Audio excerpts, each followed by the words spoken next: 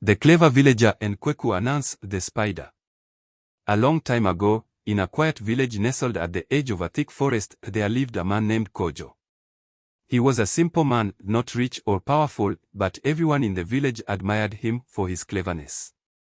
Whenever there was a tricky problem, Kojo always found a way to solve it. One day, as the villagers were busy going about their chores, a strange figure appeared at the edge of the village. It was Kwaku Ananse, the legendary spider trickster. Ananse was known far and wide for his cunning and love of mischief. Wherever he went, people couldn't tell if he came to help or to cause trouble. Ananse entered the village, spinning his web of charm. He overheard people talking about Kojo. "Kojo is the cleverest man in our village," one woman said. "Maybe even the cleverest in the world," said another. Ananse chuckled to himself. "Cleverer than me? I think not," he thought. With a sly smile, he spun a plan to challenge Kojo and prove he was the smartest of all. Ananse made his way to Kojo's home. He found Kojo sitting on a wooden stool outside his house, weaving a basket. "Kojo!" Ananse called out. Kojo looked up and saw the spider. Well, if it isn't Kwaku Ananse.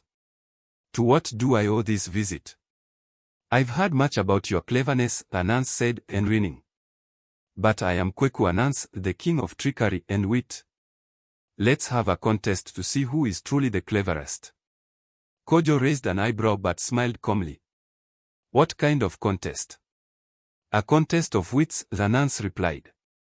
"We'll take turns testing each other with riddles and challenges. If you win, I will owe you a favor that you can call in at any time. But if I win, you must admit that I am the smartest of all." Kojo thought for a moment. "All right, Ananse," he said. "I accept your challenge." Word spread quickly, and soon all the villagers gathered around to watch the contest. Ananse climbed onto a rock and spun a strand of his web as he made his announcement. "The first challenge is a riddle," he said. "I'll ask the riddle, and if Kojo can solve it, he wins this round. But if he cannot, I win." The villagers leaned in, eager to hear the riddle. Ananse cleared his throat and said, "I walk without legs. I sleep without resting.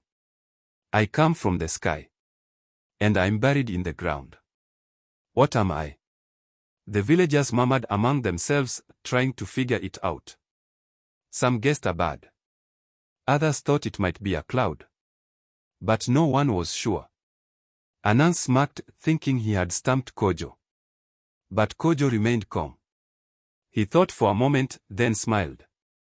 "The answer," Kojo said, "is rain." The villagers gasped, then burst into applause. Ananse's eyes widened in surprise. He hadn't expected Kojo to solve it so easily. "Well done, Kojo," Ananse said, trying to hide his disappointment. "But let's see how you handle the next challenge. What do you have in mind?" Kojo asked. "This time," Ananse said with a grin, "we'll each find something the other cannot carry. If you fail to carry what I bring, I win. If I fail to carry what you bring, you win." Kojo agreed, and they each set off to prepare. Kojo was the first to return. He brought back a simple wooden stool from his house and placed it in front of Ananse. "Here, Ananse," Kojo said. "Carry this stool." Ananse chuckled. "This will be easy," he said. He used his spindly legs to try to lift the stool, but it was too awkward to balance. The stool kept slipping out of his grip. No matter how he tried, he couldn't carry it. The villagers laughed as Ananse finally admitted defeat. "Very clever, Kojo," he said.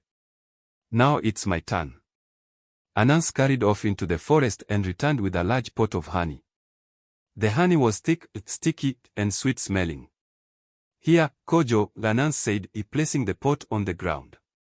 "Carry this without spilling a single drop." Kojo looked at the pot and scratched his head. He thought for a moment, then smiled. He picked up the wooden stool he had brought earlier and sat down.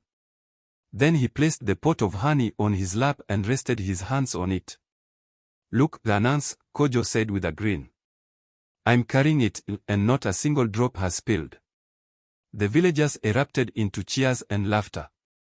Even Ananse couldn't help but laugh at Kojo's cleverness. You've won again, Kojo, Ananse said, bowing his head.